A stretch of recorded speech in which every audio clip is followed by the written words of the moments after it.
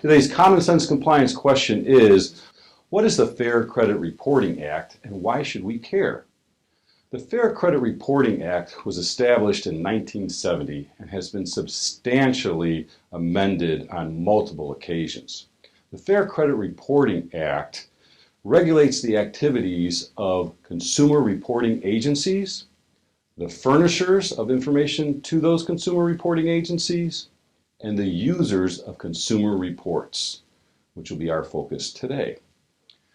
Dealerships typically run consumer reports during the sales transaction so they can match a prospective consumer with a lender. As the users of consumer reports, we must have permissible purpose. Permissible purpose includes, but is not limited to, the consumer's written instructions, the application for credit, or review or collection of an account, employment purposes, and underwriting purposes. As a user of consumer reports, we will discover alerts or fraud alerts. A consumer may request an initial fraud alert if they feel they will be or may be the victim of identity theft. The initial alert will be placed on their consumer report for a period of 90 days unless the consumer requests it to be removed prior to completing the 90 days.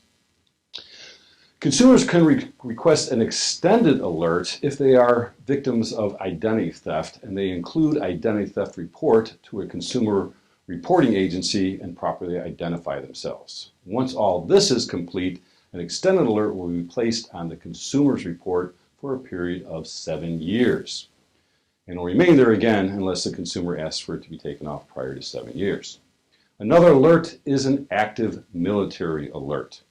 Our active duty military consumers may request this alert, and when they do, an alert will be placed on their consumer reports for a period of 12 months.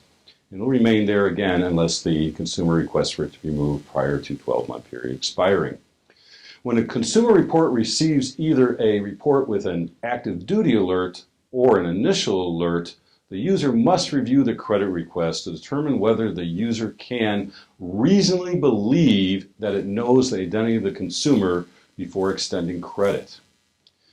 We should verify the customer's identity by either calling the consumer on the phone number that was included in the report, or otherwise investigating or verifying the consumer's identity and confirming that the request for credit is not the result of identity theft. When a consumer report user receives a consumer report with an extended alert, the user must contact this customer either in person or on the phone using the phone number provided in the report. We cannot take other means. We must actually speak to them.